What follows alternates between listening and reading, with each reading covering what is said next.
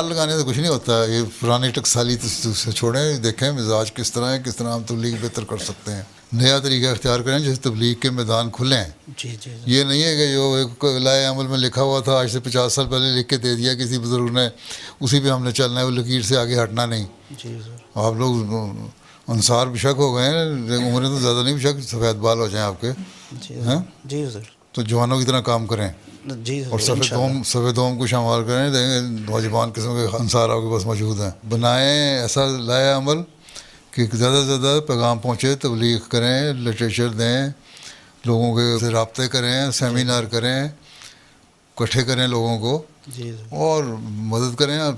जमात वाले लोग आपसे नमूना हासिल करें। अंसार तो तजर्बाकार हैं, तो अपने तजर्बे से लोगों को फ़ायदा पहुँचाएँ। प्लान करें, ऐसा प्लान जो नया किस्म का हो, सोए न रहें हो। ठीक है सर।